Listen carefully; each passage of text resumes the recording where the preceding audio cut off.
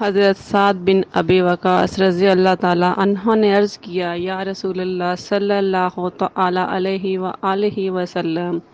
دعا فرمائیے کہ اللہ تعالیٰ مجھے مستجاب الدعوات کر دے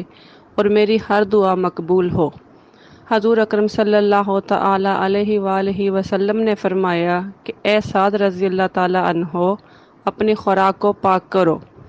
مستجاب دعوات ہو جاؤ گے۔ اس پاک ذات کی قسم جس کے دست قدرت میں محمد مصطفیٰ صلی اللہ تعالیٰ علیہ وآلہ وسلم کی جان ہے،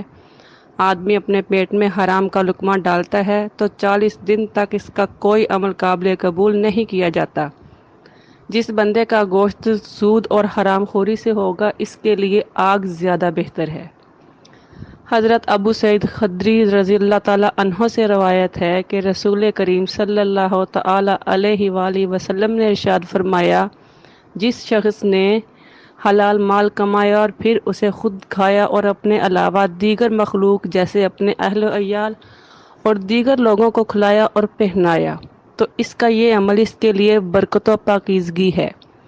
حضرت عبداللہ بن عمر رضی اللہ تعالیٰ عنہ سے روایت ہے، حضور اقدس صلی اللہ تعالیٰ علیہ وسلم نے ارشاد فرمایا،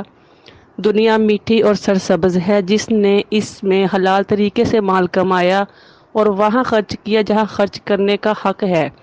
تو اللہ تعالیٰ اسے آخرت میں ثواب عطا فرمائے گا اور اسے اپنی جنت میں داخل فرمائے گا۔ اور جس نے دنیا میں حرام طریقے سے مال کمایا اور وہاں خرچ کیا جہاں خرچ کرنے کا حق نہیں ہے، تو اللہ تعالیٰ اسے ذلت و حقارت کے گھر جہنم میں داخل کرے گا۔